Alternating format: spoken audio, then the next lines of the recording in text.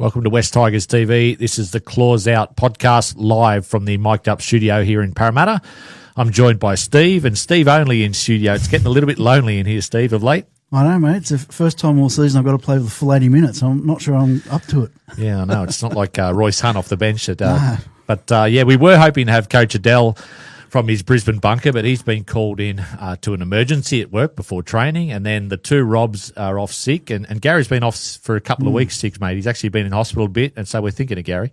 Yeah. We don't like anyone to be sick, obviously, but Gary's just a bit prolonged and getting a bit serious, I think. So, mate, if you're listening, if you're watching, all the best to you, and we hope you're back here quickly so that I don't have to talk as much as I'm going to have to do tonight. Yeah, I miss trying to school Gary on air, but I won't be today. But Steve, we're going to preview the clash against the Panthers Sunday at 2 o'clock out at Combank Stadium. It's become a big-ish rivalry, but I don't think it's as big as our other Western Sydney rivalries against the Bulldogs and Parramatta, at least not to me.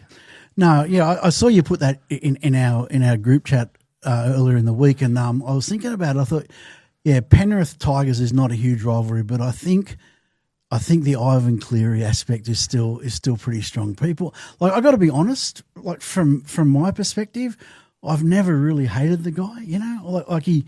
I suppose being a dad of kids similar age to Ivan, I sort of get what he did and why he did it. I think how he left, like I heard that he sort of text players and said he wasn't coming back.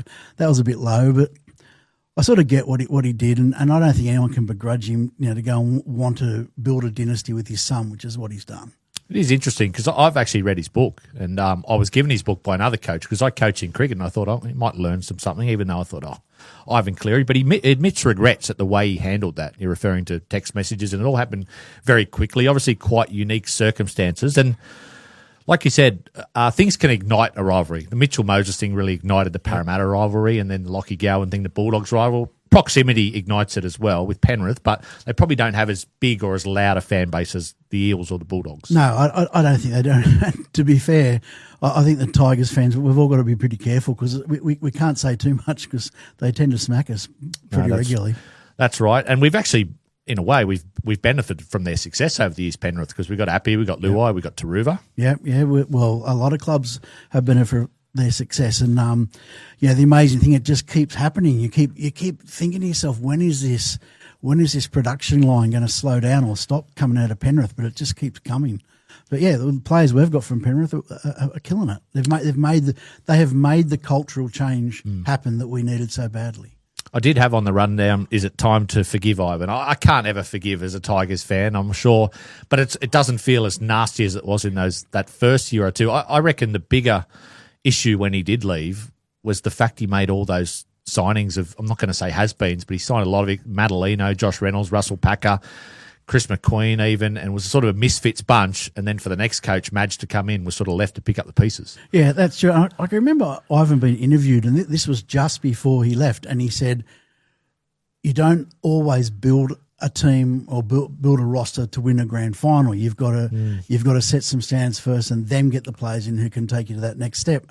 And so I think we were in that transition phase where he was trying to get us out of a mess, and he was doing a fair job, really. But then when he left, whoever was sort of charged with that responsibility after that, we weren't up to it, right? And that's when we lost our guys. Yeah, I was going to say, he was the only coach to actually get us to 12 wins in the past, since 2011, 12 wins in 2018 into ninth place. But enough of Ivan Cleary. Let's get on to the West Tigers team. We'll put it on the screen. There are a couple of forced changes this week. Of course, Alex Twal is out. Big loss with Charlie Murray coming in at lock, making his first appearance of the season. Maverick Gaia comes in starting on the left edge, replacing Sione Fainu, who's out with an HIA.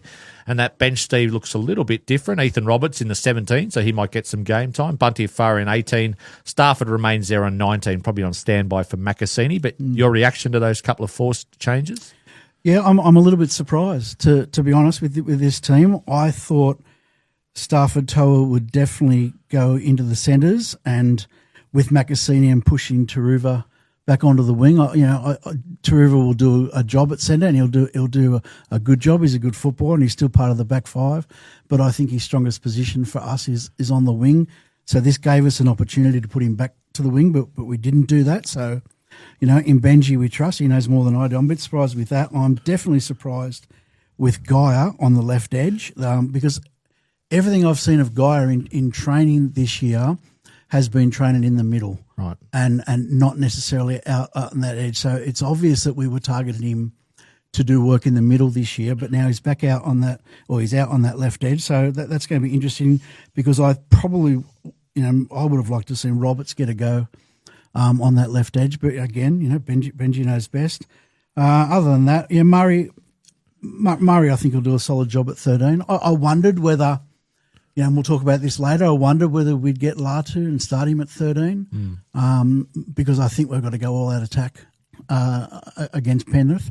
But, Murray will do a job, I think. Alex Twal's a big miss, though. I mean, he's set a new tempo this year, the way he's played in terms of not just his metres per game, but the line speed in defence and his physicality. And Charlie Murray's an interesting one because I thought he was in good form in the trials then, but then some other guys have got some starts off the bench, but Benji's backed him here to come in at 13 and do a job. Yeah, well, that's right, because it seemed that Suka had jumped him and Guy jumped both of them, right, at one stage. But Benji went out to Cup on the weekend, and all four of those guys played.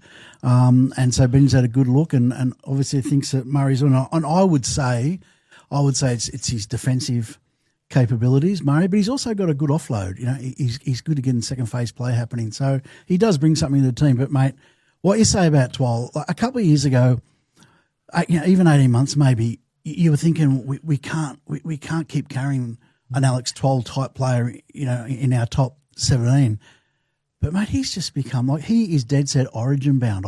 I believe if he got picked for Origin, he would do a job. Right, he would not be out of place. His ability to hit the line now, and get post contact meters through the line is his defence. He never misses a tackle. He close to tops the tackling count every week, and he's developed a pass before the line. What more do you want out of a guy? No, I'll be honest. When we re-signed him till the end of 2029, I was like, really? Do we need to do that? But it's turned out to be a masterstroke because you probably got him on unders. Yeah, I'd say so. And if he hit the market, there'd have to be half a dozen clubs after him. Have to be. We've named Macassini in the sentence, which is interesting because he didn't finish the game. As Coach Adel does join us from the car. Hey. I can see him there, so he's a late inclusion. You're the Royce Hunt today, Coach. Welcome from the, I was going to say your Brisbane bunker, but you're getting ready for training, I assume. Not yet. No, we're not training. We've just got some stuff to do, but yeah, I couldn't let you guys down. I did everything I can, and now I'm here. Mate, I've just done 5 hit-ups, and I'm busted. I'm ready for some Gatorade. I'll be the Craig Wing coming off the bench with a bit of spark now. All right, Coach. I assume you've seen our lineup. What do you make of Maverick Guy starting on the left edge and Charlie Murray at lock? Yeah, I mean, obviously there's a plan behind it from the coach's perspective. I just think they mustn't have liked the looks they've seen from others. It almost seems to me like Benji wants to keep his bench rotation going. I know privately I predicted that Charlie Murray might start at lock. Look, that may change on game day. I mean, I reckon they've potentially named it and said we'll see how the week pans out, but you just never know at the moment. I think Benji's been very transparent through his selections and what he's done, that he's happy to test some things, especially when it's guys filling into position. So I don't think anyone specifically besides Jock, I reckon, in the 7 locked down a position as a fill-in in the squad. So, yeah, it'll be interesting to see how they go. Guy against Penrith, I reckon there's a little bit of an incentive there for him as well. So, yeah, it's going to be an interesting one. Steve, Macassini's name, but he didn't finish that game against the Bulldogs. There's quite a few fans out there, I noticed in our comments as well, just saying we've got to be careful here with how we manage him throughout the year because he's copped a little bit of a battering. I'd be surprised if he plays on Sunday. Yeah, well, obviously Stafford being named in the 19 is there for him in case.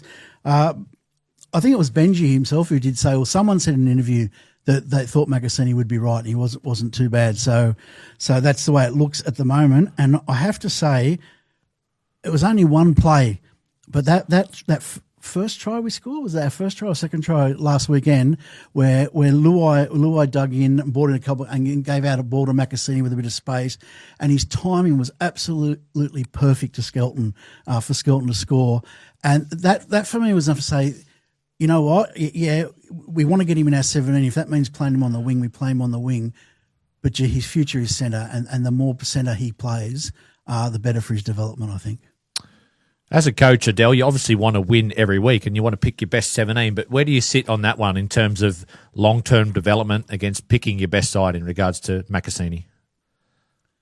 Oh, look, I trust the performance stuff. I mean, at the end of the day, if he wasn't able to play, he wouldn't be playing. They'd go through their normal checklist to make sure players tick all the necessary protocols from an injury perspective. So I'm guessing what's happened is it was just a really bad burner or something like that. Maybe a bit of bruising, something sort of not as significant, so he's able to play again this week. But yeah, I mean, we won't know till later in the week. Obviously, it's one of those things, like I said, I think they'll try to give him every opportunity, and that's been proven this year that we have done that with players before. So they're probably going to give him every opportunity to play. But if not, we'll know 48 hours before, I guess. And I won't let you off the hook. I want to ask you about Ivan because I spoke to Steve the first 5 minutes about the way Ivan left our club. Does time heal wounds, or are you still never going to forgive him for that? To be honest, I never had a problem with him leaving. It was pretty upfront why he left. I think anyone that gets an opportunity to go back to the club, they sort of were a part of building. And obviously your son was destined to be one of the best players in the competition, coaching him. It's hard to argue that. And I know that we all, again, fall in love with the romance of our clubs and loyalty and all that, but it's just as easy if we weren't going good, we would have sacked him halfway through the year. So I never had an issue with that. Look, what I do know about that situation is if Penrith stuffed it up, there's every chance it would have been Nathan trying to get out of Penrith to come to us. So we could have got the good end of the stick, but Penrith handled it well, so they got to have him. It did set us back, though, a few years, didn't it? Just in terms of the signings he had made. I told Steve before, the Madalinos and Packers and Reynolds, he brought them in to do a job for a couple of years, and then Madge was left with that roster. Well, the reality is that's on the club. That's not on anybody else. As a club, you've got to set yourself a structure business-wise and football-wise to be able to handle those sort of complications. So, yeah, that's on the club, to be honest. Steve, what's the biggest area of our game that we have to improve coming out of that Bulldogs win, taking on a heavyweight like the Panthers? Yeah, well, I think there's three things. I'll say the first one, unforced errors. We didn't have a lot of unforced errors last weekend, but we had that last 5-10 minutes before half time, we had two vital unforced errors that almost really cost us. All right, so our unforced errors is something we have to be better at. We missed 56 tackles, so that's way too high. So our first contact has to be much better. We fell off a lot of tackles. Like I think in two Tamalolo runs, two runs, we missed probably 12 tackles in just two hit-ups last week. So we've got to be much better there. But the big one is our left side defence. Our left side defence has got to be. They've got to work together, be much stronger. 8-day turnaround, coach. That's probably a good thing coming off a physical game. But say a Monday or Tuesday video session, what would you be highlighting, either on the good or the bad side? There won't be too much of an emphasis on what we've done wrong specifically in that game. We're just reiterating some of the standards and the principles we've wanted from a squad perspective, and then obviously showing potentially what we've done well, what we haven't been doing well. So a lot of it early in the week will be about review and worrying about ourselves. And then obviously later on in the week, we'll start to focus on Penrith. But yeah, I think it's just a bit of continuing to build the confidence that the weekend would have given. And then on the back of that, just make sure the boys have a really good, enjoyable attack the week as best as they can and go into this game with as much confidence as possible.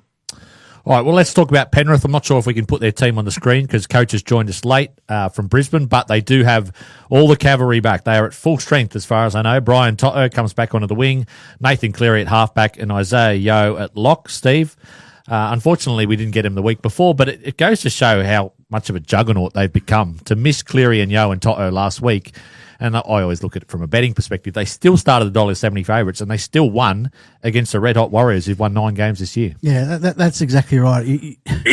When you look at what we've got to do this week, it is such a challenge put before us because Penrith severely under strength. You take 3 best players out of any team, and they didn't miss a beat. They didn't just beat it; they beat the team coming second in the competition. So they're just strong right across the park. they just work so systematically, so professionally. They just make their way downfield. They pin you into a corner. Their line speed is amazing, and you've just got to do your best to combat it. You've seen with us, Adel, a huge drop-off when we have, and to be fair, we had 4 or 5 big guns out, but I think Penrith, the sort of team that you talk about having a system team and plug-and-play players, have they developed that over the years throughout their dynasty, I suppose? Well, confidence is everything for me in rugby league, and they're confident in their system and what they do.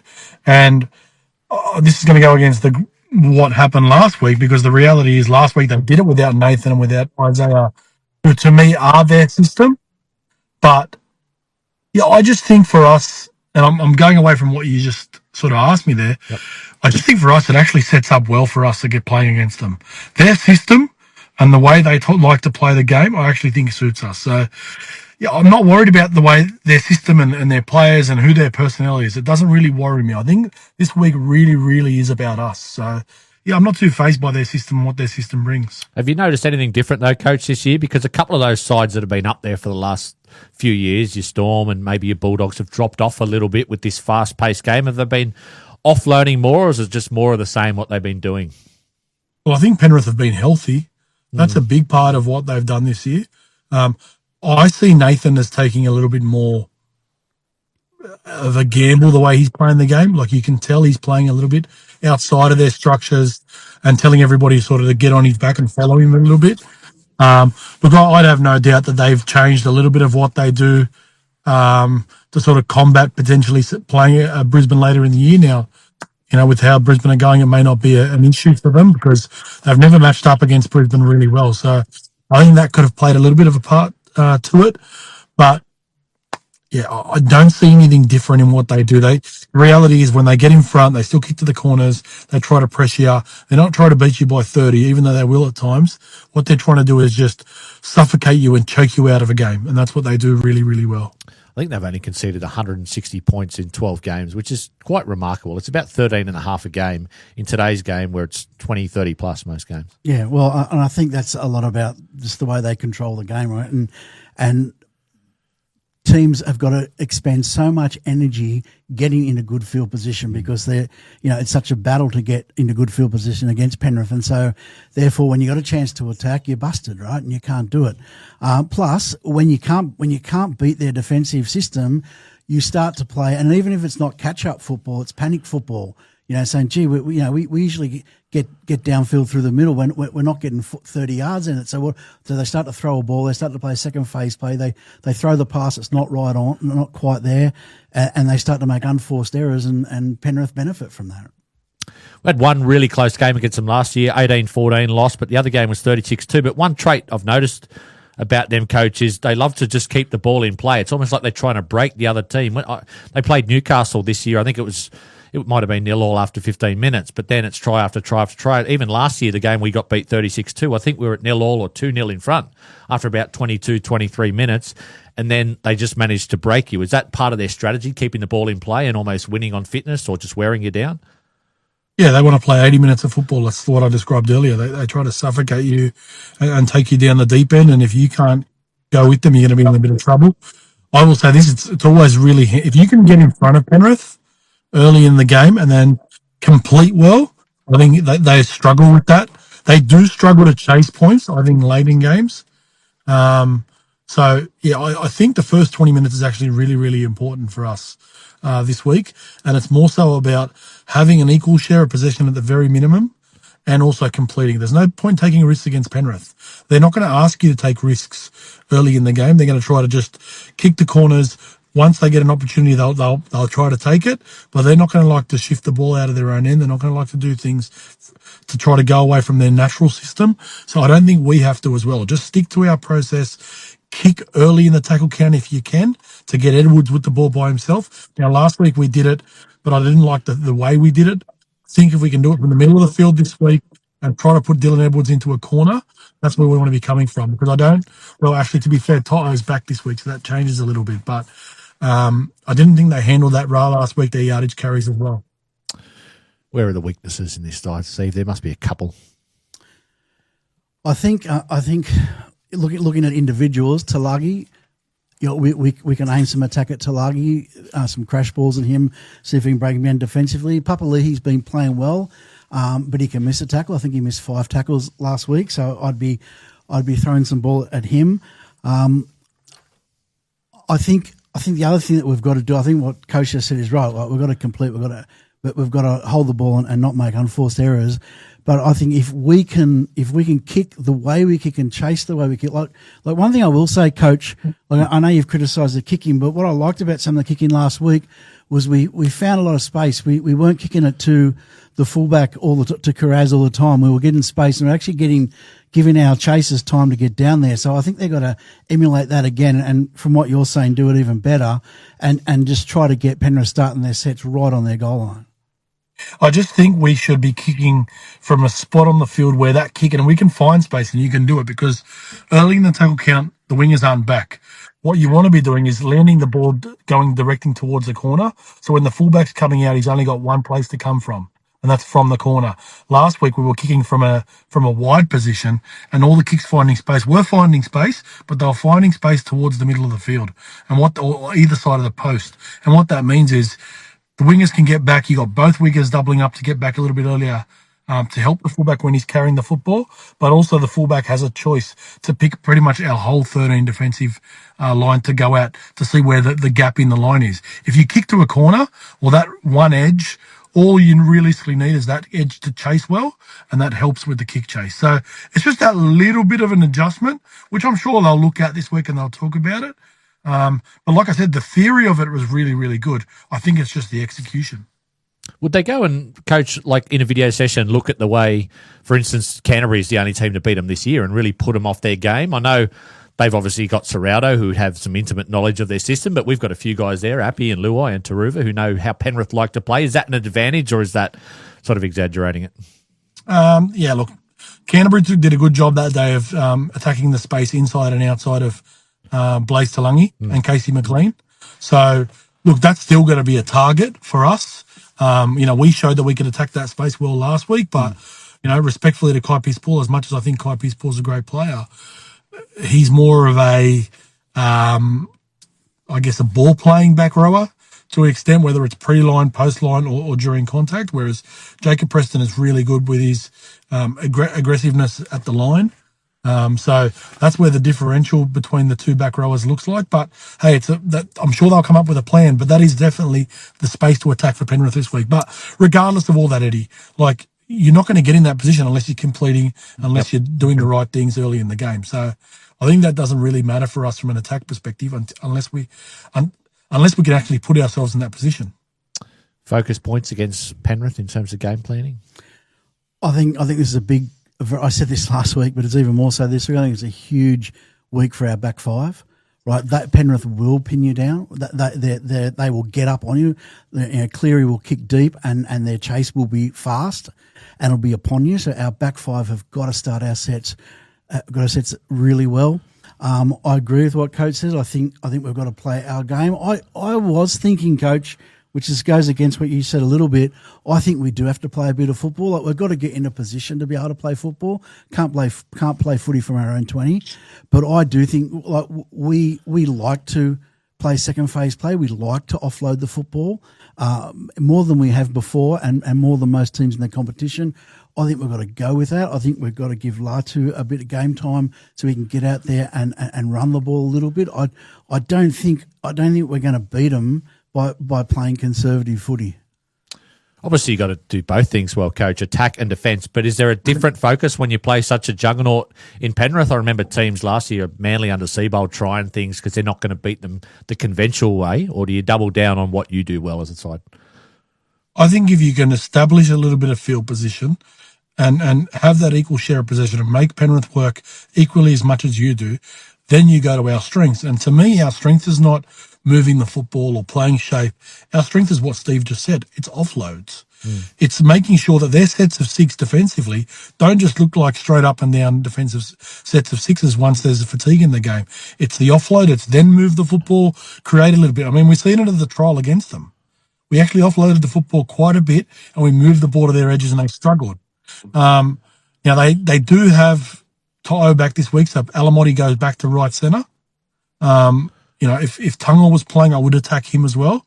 But I think that's where the key for us is. It's just grind enough that there's equal possession of the game, and then when the time comes, we look to start offloading the football selectively. Have confidence in it. If it doesn't come off, you got to be able to defend your errors. But offloads are our strength. When we talk about playing footy, it's not so much trying to go too far sideways, because I think Penrith enjoy that defensively. Okay. I reckon we've got to be really, really on point in the ruck too. Like you hear all the time, Penrith just control the pace of the game, right? And they do that at the ruck. They go at the pace that they want to go at, and they've got it down to a fine art that. The long wrestling in the ruck is gone out of the modern game, but they still slow the play down. So we've got to fight in the ruck to get back to our feet and get the ball away. So we're putting them off because as Coach said earlier, if we can play our game and put them off their game, they can get rattled because they don't have to fight that often in football games, right? They're usually on top. So if we can, I'm talking about blokes like Fanua, Pole and also Seafarth that get that aggression in the ruck right on point, so they're not having it all their own way. Because they're so good at things like line speed, Coach, is the danger just sort of going one out from your own end? I think last year I might have imagined this. I thought we had a little bit of success moving the ball left and just making a little bit of yardage, or is that a danger against a defensive line that's moving up quickly if you're trying to go sideways first? Penrith are too good structurally defensively, especially on their kick chase. I think you just got to bite down on the mouth guard. Like Steve said earlier, our back five, Skelton, Taruva, Macassini, and I don't know who the last one was. The other seven. As my light goes out. Who's the other centre we got? Tavana. Tino. Yeah, they've got to just bite down on their mouth guards and really look to make yards early in the set. Simple as that. All right, Steve, the outside back matchups. Let's look at the matchup of the fullbacks first. Edwards, I think, is back to his best this year. I thought he was stiff to miss out on the Origin team. I know Tedesco scored that miraculous winning try, but he's been very, very good. Oh, yeah, he's. I think he's the number one fullback in the game, and that's not taking anything away from Tedesco, who's been playing good footy. But I think Edwards is special. His defensive work, so often you'll watch a game of football. Not Penrith, and the fullback will miss that last tackle, and you sort of think to yourself, oh, well, it's 50-50 whether he gets it or not. Edwards gets that tackle, right? Edwards makes that tackle. But, matchup is pretty good. Buller is so important to us. Having Buller there, he will hold his own against Edwards, right? I think Edwards is a better player at this stage in his career. I don't think you could argue that. But Buller's importance to us is as much as Edwards' importance to them. What's on your tip sheet for limiting the impact of Dylan Edwards, Coach? Look, Dylan Edwards' impact on the game probably is something you can't control, to be honest with you. I think he's just someone that's very comfortable in who he is and what his role is in his team. I actually don't think you can impact it. It's basically making sure that Penrith don't have as much good ball as we want them to have. And the reality is it goes back to all the things we talked about earlier. Making sure our completion rate is high and making sure we've got equal share of possession. If Penrith dominate the game, if Penrith have majority of their football in our half of the game, we're going to be in big trouble, and that's where Edwards will come into the game. He's the biggest thing with Dylan Edwards is his fitness. He's not going to stop. He's always going to be there. He's going to pop up. When there's little holes in the opposition, he's going to poke his nose through. So, yeah, I mean, to be honest, if I'm looking at tip sheet, and I mean this respectfully, Dylan Edwards not on my tip sheet this week. Fair enough. In terms of that back three with Jenkins and Toto back on the wings, who are you looking to kick to, if anyone? Because they've been the masters the last 5 or 6 years of controlling and winning tackle 1, 2, and 3. Yeah, well, you definitely want to be kicking to Toto's wing because what you want him to doing is taking the catch and then basically getting tackled. He doesn't get to take the next carry. So, yeah, and you'll see that. We do it against Penrith all the time. We kick to his wing a lot. In attack, I want to see Tino come up against Tom Jenkins. I think Tom Jenkins is a really good catcher of the football when he's attacking it. I think defensively he's actually been cornered out a fair bit. And obviously we know Tino's exploits attacking-wise as a winger. So I want to attack Tom Jenkins' wing when we're in good ball with those kicks towards Tavana. That is a fair point because we are a little bit limited, missing Adam Dewey, and we've missed some key players over the last few weeks, our attacking points, but Tavana's could be that X factor.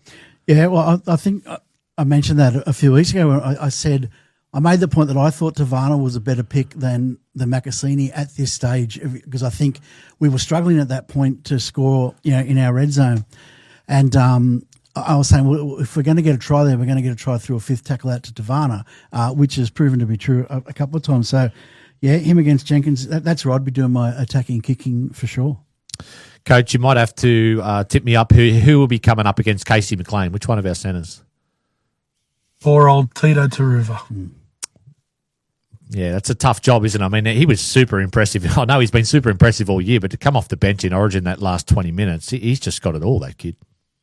He is a star. He has been so impressive since the day he came in the first grade. Look, I think for McLean, it's attacking him defensively.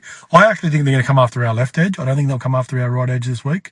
I think they'll Penrith do a really good job at picking out centres and wingers who struggle to make decisions.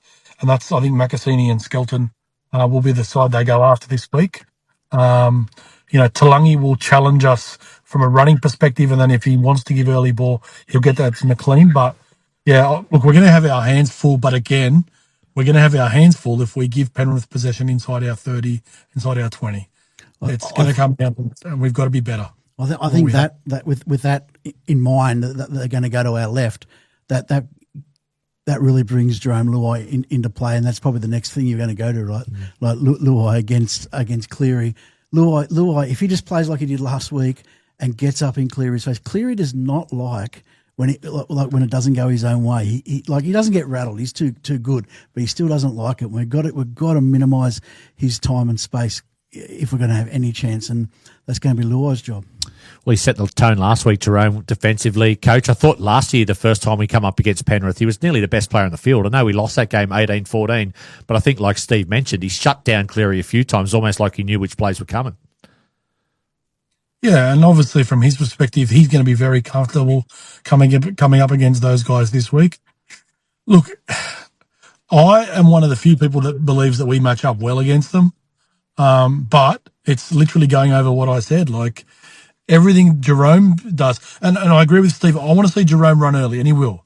I have no doubt this week he will go after the game really, really early, and he'll try to make sure that Penrith sort of get on the back foot on his side of the field with him attacking them with how he carries the football. But, again, like that first 20 minutes, we want to make sure that we're not giving away shit 6-to-goes and shit penalties and – sorry, I shouldn't use the word shit. Bad penalties, bad 6-to-goes.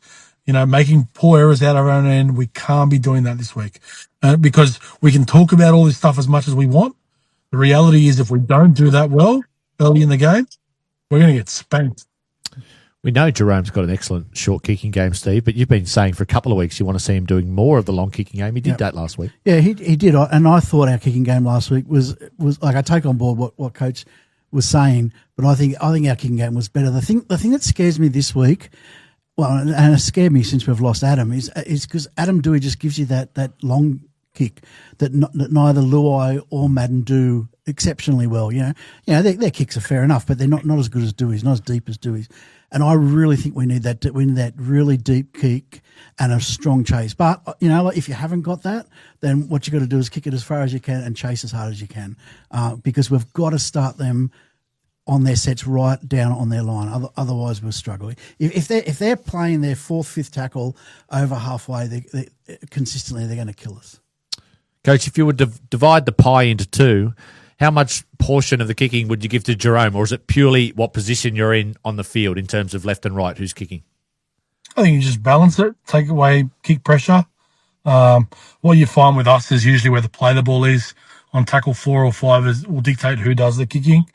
I've always been a big fan of uppy kicking out of dummy half, especially on tackle 4 if we're around the 40-metre line, because it makes sure everybody's on side, everybody can chase. So, I think it's making sure that Penrith don't specifically target anyone from a kick perspective, but if you want a number, I'll call it 50-50. 50-50, fair enough, Coach. Well, you were quite harsh on Jock on Sunday night, I think, in terms of his positioning for a couple of kicks, not necessarily the idea behind a couple of the kicks, but where he positioned himself.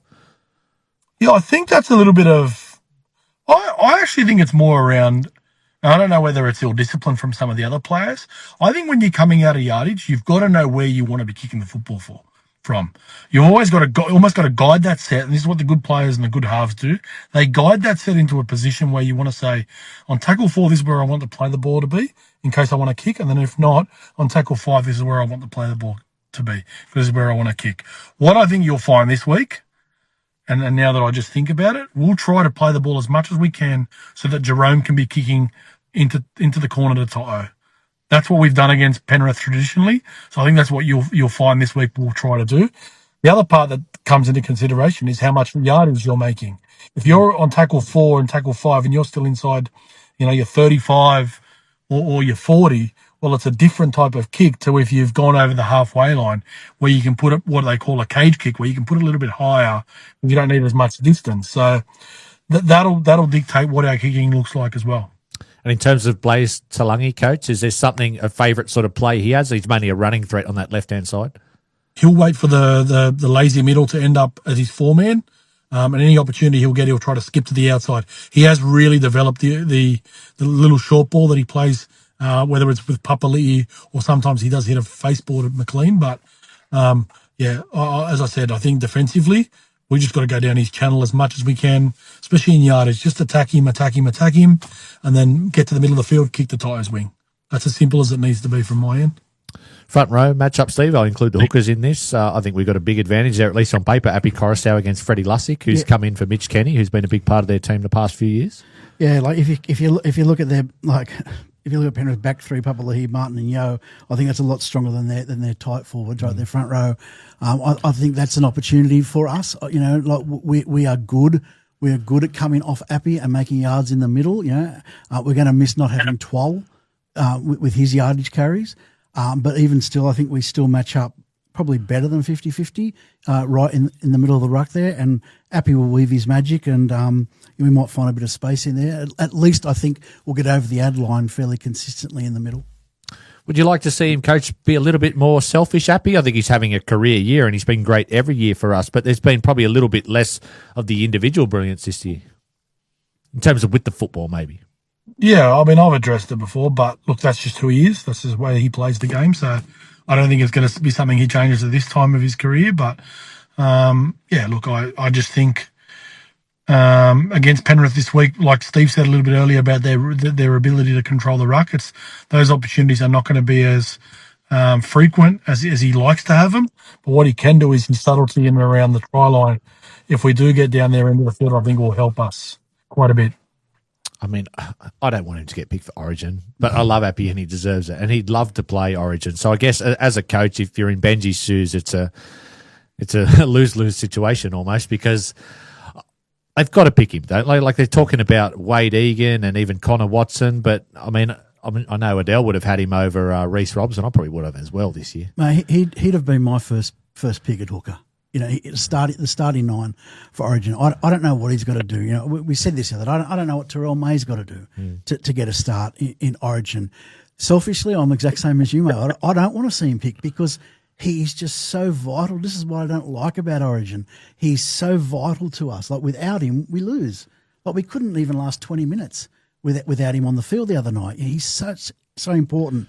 But for him, for reward for effort, I hope he does get picked. But can I say, just because of that conversation that they had with Dale the other day where he mentioned Connor watson and Egan, wasn't it? Yeah. Well, I'm not so sure he's going to get picked.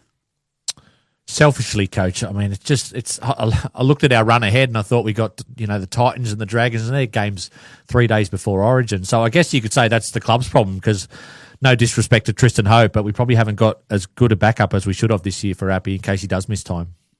We've just got to be good enough to win if he's not playing. Look, I've had my rants on this. I still cannot believe he hasn't been New South Wales hooker for the last 8 years. I mean, if you think about it, what we ask of players to be able to play at that level is consistency. You tell me the last year Uppy's had that's a bad year. I mean, every year he's had with us has been good. The 2 years before that, he won 2 premierships. And then the 2 years leading into that, he was probably one of Penrith's best players before they won a comp. So we're talking about the last 6 or 7 years. He's been absolutely outstanding every single year.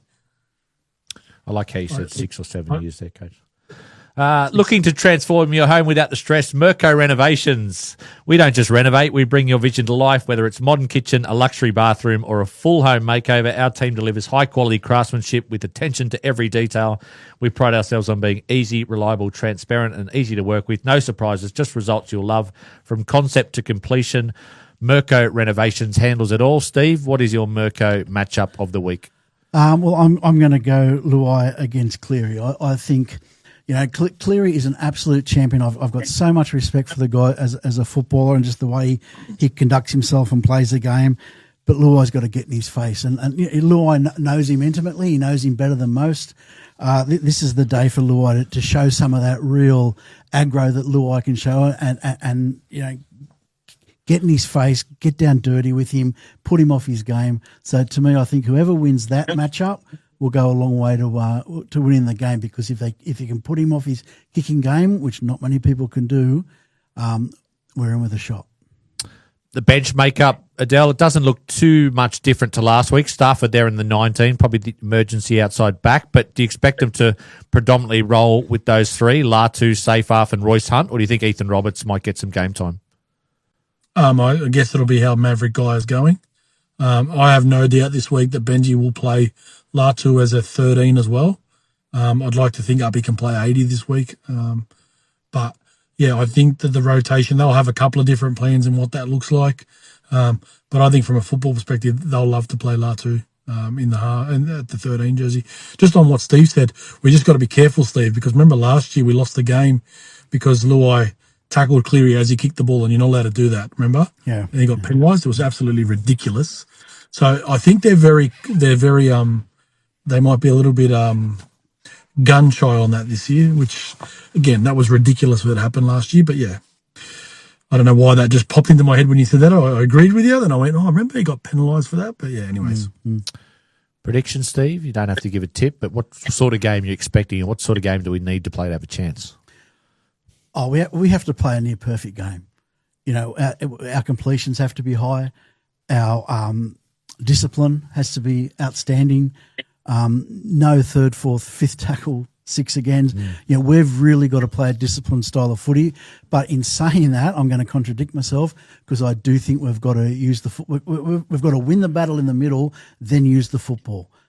If we just stick to structure, Penrith will eat that up, I believe. I'm not sure what coach thinks, but I think we've got to second phase, get the ball, move the ball around, try to break that defensive line, that the defensive system that is so good with second phase play.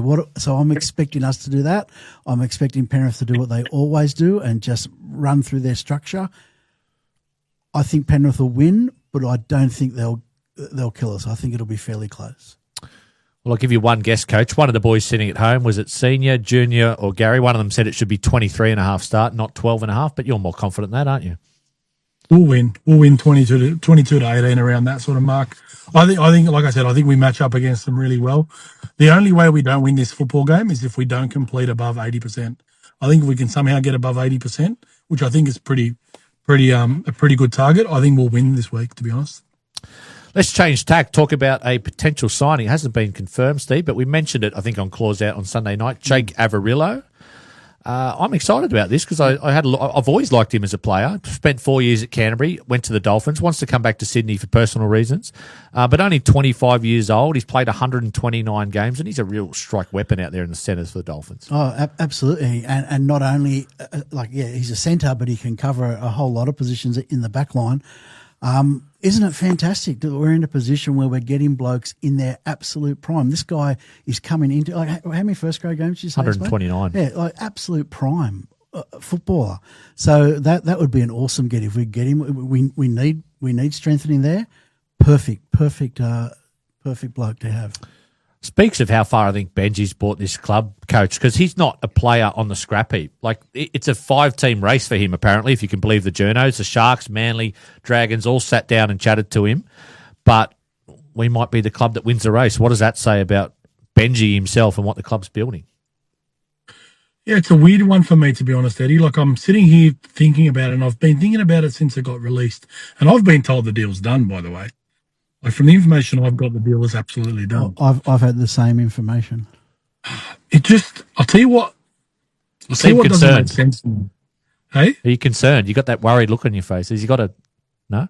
No. Not about the player, because only a couple of weeks ago we were worried about Samuela. So I'm just trying to figure out what this means from a salary cap perspective. That's my question mark around this. And I just don't understand what that means in regards to what that looks like from Samuela's perspective. It either means that the Samuela deal is fine. Now, could be completely wrong. I actually think Samuela and Avarilla have the same manager as well. Okay. So there's just a little bit of thinking going on in my head since I heard about it, about what this actually means big picture-wise. From a personnel perspective, he's probably the perfect player for us to sign. But there's just something that sort of doesn't make sense about it from a salary cap perspective, considering the conversations we've heard around Samuela and potentially Latu moving forward. So, unless he's on really big unders, where his market value isn't as high as he potentially thought it was going to be, and he's gone for preference in regards to what club he wants to be at, I'm not sure. But yeah, that's just the only way I've been thinking about it, to be honest. What are his strengths as a player coach, Jake Avarilla, and where would he fit into our team? Would it be left or right centre? Speed and attack. That's his strength. I don't think he's the greatest defender, but I think it's something we can sort of combat, and sometimes speed can help you with that. But yeah, he'll play right centre for us is my immediate assumption. But just like anything, you don't turn up to a club guaranteed a position. You just got to turn up in pre-season, do your job, earn your position, and then go from there. So yeah, it'll be interesting to see what happens, to be honest. Club has made a lot of re-signings, and Coach just mentioned Samuela's probably the next big one to get across the line, and perhaps his brother Latu. But there's been some stuff in the media about guys that could be on the chopping block. Royce Hunt, Alex Seyfarth, Stafford Toa. Yep. Is there one out of those three that you potentially keep over the others, or it's wait and see how their form is over the rest of the season? No, that's a standout for me. It's Royce Hunt. I know he's not playing huge minutes, but his impact, like just take last week, for example, he only played 11 or 12 minutes or something like that last week. But his impact, Canterbury were on top, or they were getting on top, and he came on and Benji put him on at the perfect time, and just that coming off the back fence, it changed the momentum again in our favour, or at least it redressed the momentum in Canterbury's favour. So I really like what Royce Hunt brings to our team. The Royce Hunt we've seen this year, fit and firing and committed. That's the Royce Hunt I like. So I think he's a big part of our forward pack. I want to see him. Seyfarth, I love the bloke, but no, happy for him to be moved on. Well, you don't love the bloke then if you're happy for him to be moved on. Oh, well, I do. I like the fact that I like his effort play. I like that he's wholehearted. I just don't think he's wouldn't be my first pick. And who was the other one? Stafford. Well, yeah, he's hot and cold. For a mixed bag of lollies, yeah. Stafford. Royce Hunt, coach, I was right. I said he had 2 stints last week. He had 5 minutes before halftime and then 6 minutes after halftime. But there was a stat earlier this year that said he was on the field in terms of plus minuses. He was on the field when we were having our most points scored. And is that just a role of a coach in trying to get him on when we've got momentum? I actually see that stat quite a bit in our Queensland Cup stuff. And let me tell you, the plus minus in the NBA, where there's 5 players on the field, is pretty significant. Yep. In a 13-man team, I don't think it's very significant. Look, I think they've done a good job this year to balance when they put him on in games. I don't think there's a set plan on the time they come on. I think when Benji feels like we're going to get a bit of momentum with the football is when he sort of looks to play him. So, yeah, it's probably one of those things where for Royce, it's a bit of a feel, and then they put him on where they think he can have a bit of an impact for us. I've got a Seyfarth rant, coach. I don't want to disrespect anyone who's played 100 games to one club in the NRL, but, I mean, he injured Alex Twal on the weekend. He took him out, and it's not the first time he's done it this year. He's run into the referee the last 2 weeks. He ran into Jerome Luai, that game against South earlier in the year, and injured him. Is it just like a lack of peripheral vision or awareness, or is it just unlucky he found himself in those situations? But I don't know. I just get the feeling, I don't want to say it's time to put him out to pasture, but I'm starting to get a little bit annoyed. You're trying to be nice, but you don't want to be nice. Come on, coach. Tell us what you think. Look, he has a role. He has a small role to play for us, especially when we got injuries. So I just, as long as he can play that role for us, I'm happy. Is that a good answer, Steve? Is that a nice answer? That was a very political answer. No, I think the way we are building, it's time for him to move on. I think we can do better than Alex Seyfarth. In terms of the way our roster's building, Coach, I listened to a bit of that. I think you sent me a clip, but I went and listened to a bit of that Terrell May podcast, and he mentioned that he's loyal to Benji and he'll never be loyal to a club again after the way he was treated at the Roosters. But I think, is it too early to give a pat on the back to both Sean, Shannon Gallant and Benji, the trio, of what they've done in terms of the re-signings over the last few weeks and the squad they're building? Well, I mean, if you believe what Sean said, it was the players that sort of initiated that once Jerome left to sort of, get the noise down. So I think it's a group effort. I think everybody's played their part. I think the players, you got to compliment them on what they've done and how they've sort of attacked the situation from Luai. Some, the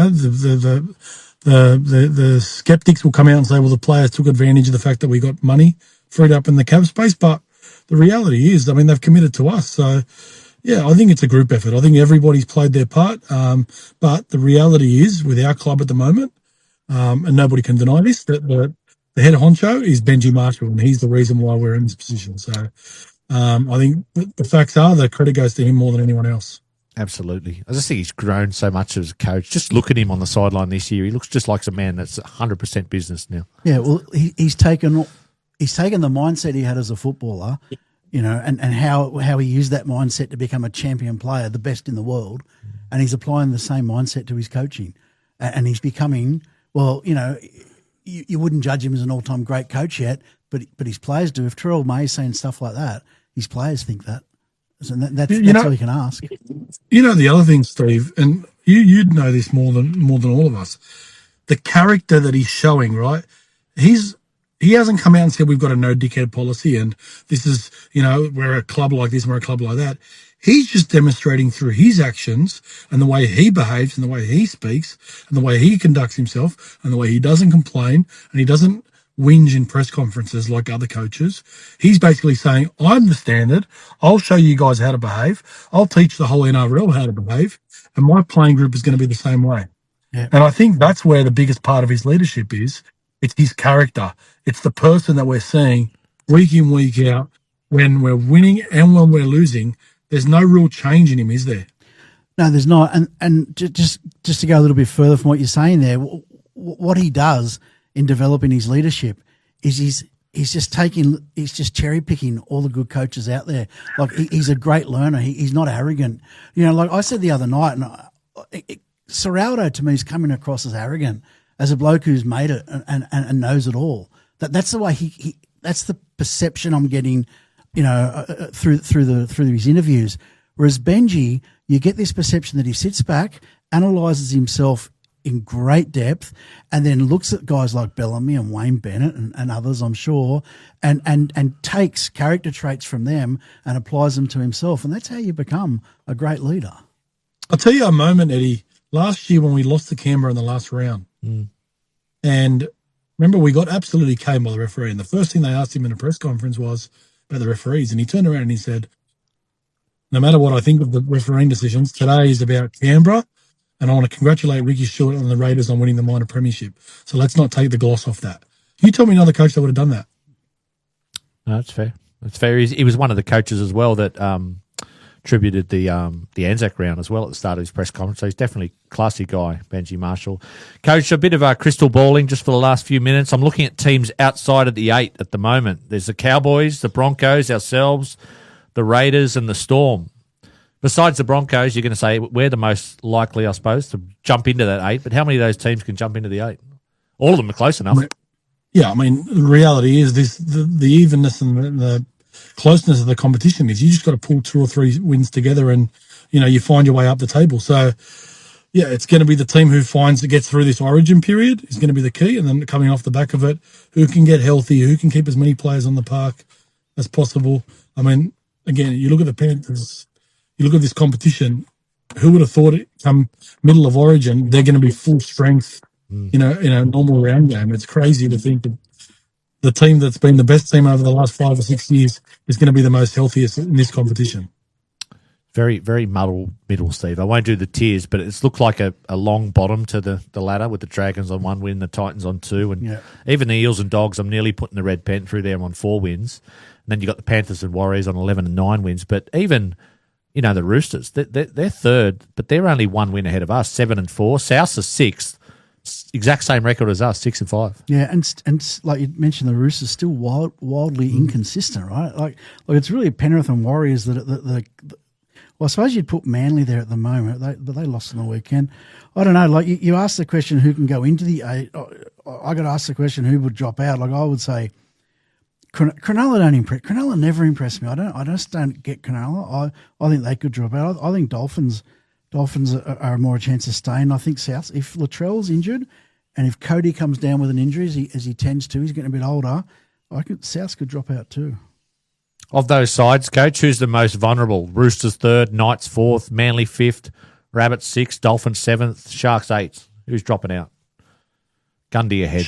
Sharks in eighth are in danger. Usually they sit a little bit higher because they fall off in the back end. I think the team is Newcastle. I think to me, it's always the same with them. They're one Kalen Ponga injury away from being out of the competition. So if they're full strength, don't get me wrong, they're the complete opposite. But I think Ponga's the key for them. They've got to make sure he stays healthy. All right, Steve, we won't do our look at the NRL this year and whether you're enjoying it because that probably go more than 5 minutes and we'll be here past midnight. But Coach and Steve, I picked out a couple of comments from YouTube from our last couple of podcasts. Coach, I'll direct this one to you. This is from Brocky9780. Latu, we have to be patient. This is what most clubs coaches do with young guys that are going to develop into something. And he sources Owen Paddy at the Raiders and how he's been used sparingly this year. Any reaction to that? I think Latu is a special case because of his injuries. I don't think the patience with Latu has got anything to do with ability and his talent. It's got the fact that the amount of football he's been able to play over the last 3 or 4 years. I'm still a massive believer in Latu. I think he's a half. I think he's the best half at our club. That's my opinion, and I think he'll be the best half at our club long term. But I just think they just want to manage his growth and his physicality regards to his body and what it looks like. Yeah, it's a tough one. The Latu one is a really complex one. It's almost something we can study. They're going to study in university one day, but yeah, I don't mind the way they're handling it, and as long as he's comfortable and him and Benji have got that relationship, it's completely fine from my end. So I got an interesting point here with Latu, and this comes from Troy from the Groin Strain podcast. The what? The Groin Strain podcast. Okay. Yeah. So shout out to Troy. In the New South Wales under-19s a few years ago, Ethan Strange, Latu Fainu, and Josh Felaty all played in the same team in that New South Wales under-19s. And you'd say, like, Ethan Strange has made it with change now, right? He's New South Wales. Latu, mainly due to injury, but he's still finding his feet. And Josh looks like it could be a step too far for him, right? He's not a regular first grader. 3 guys in the same team in under-19s, 3 very different trajectories after that. It's funny, Coach. I remember when the old Toyota or Holden Cup used to be on the TV, the under-20s, and you get a little bit of a look at those guys, and you think some of them. I remember Jake Mullaney was a superstar for us at fullback, and Tim Moulton was really good, and some guys go on to have really good NRL careers, and some guys don't make it at all. Do you get? Is it just random, or you can sort of predict some of them that might not make it based on their habits when they play 20s? There's a bit of luck involved as well. Injuries don't help. I mean, sometimes injuries ruin you before you even get a chance. So, yeah, mate, it's the world of recruitment and retention and pathways rugby league and who makes it and who does it. It is such a big Pandora's box because some of it is the player, some of it is the clubs, the coaches, the performance staff, all of that. Everybody's got a role to play, and at different times it's different. There's different reasons for it, but yeah. Latu's one, like I said, I think it's just purely injury. All right, Steve, we do read out negative comments as well, and Bazar988, I'm sure he's a big Tigers fan. He's a fan of us. He says, love you guys, but please don't use the podcast as a mouthpiece to say disrespectful things about other clubs and fans. Tigers have had the worst 15 years of any club. I'll probably take the rap for that one, Bazar, because I was trying to ham up Rob a little bit on Sunday night around the Galvin stuff, and we read out a couple of comments about Bulldogs fans, but I hope you take that in jest, Bazza, because I think rugby league, it's all a little bit about tribalism and banter. And with the social media side of things these days, you see clubs sending each other up a little bit in lighthearted ways. I remember when we beat the Dogs last year, the theme song on the Instagram was "Who Let the Dogs Out." I hope we don't take it too far. Yeah, I don't think we take ourselves too seriously, and I think that's the thing, right, for all of us, not to take ourselves too seriously. There's nothing wrong with having a red hot go at the opposition, and there's nothing better than being at a game and trying to put the opposition off. The only thing I disagree with there, I respect that point. Actually, I think it's a point well made. The only area I disagree with there was when we were talking about Galvin. That's a special case for me, and I'm happy to be wrong, right? But to me, he was just so disrespectful to an ornament of the game, and the way he left our club. I don't think he has earned the right to be. Yeah, I don't know, forgiven. To be fair, I probably don't think Bazza was talking about that. I think he was talking about the comment I read about the Bulldogs fans and the fact they're whatever. Degenerates. Degenerates was the word I was looking for. Degenerates, fair enough. I want to go on top of Steve. I think because we've heard criticism of the booing. I agree with Steve. Like, the reality is, Galvin's had a million interviews since then. Until this day, he has not come out and denied the criticism of Benji or apologised for it. So, screw him. All right, well, on that note, Coach, thank you for joining us from Brisbane. You've done a tough carry again in the back of your car or front of your car, wherever you are. Have a good week, and we'll see you on Sunday night.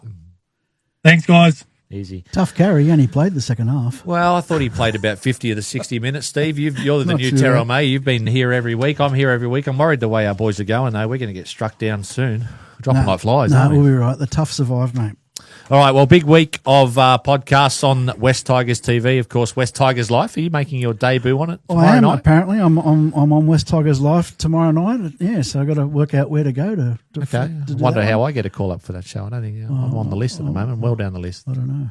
Hero Raw will be on Thursday night. Girls doing a great job, and then Claws Out will be back on Sunday night with 2 shows, Coach's Report, and then Friday, of course, is the West Tigers Faithful. So plenty on for your West Tigers fans. And get out to the game. I'm talking to me because I've only been to 2 games this year, but I might go to this game on Sunday against the Panthers. Come out, mate. Come out to the game. Yeah, I'll be there. As always, we're doing another ambush event on excellent. Sunday. It is Sunday. 2 p.m. kick off the game. So it'll be what time will the ambush event? Saturday, is it? No, Sunday game. Sunday game, 2 o'clock. Yeah, so we'll be 12:40. Well, just as the gates open, make your way straight to the members bar just next to Gate B. We'll have another ambush event. We will have a guest. We've been told who we've got. We're not allowed to say yet because it's not confirmed, but we are going to have a guest. We'll just watch our socials. We'll let you know as soon as we can. And just the usual thing, the giveaways. And if Eddie is coming, then Eddie can come up onto the panel and you can crucify Eddie with some questions. We'll see about that. All right. Rob sitting at home, he'll be happy because we've gone for an hour. So thank you for tuning in, guys. We'll see you later in the week.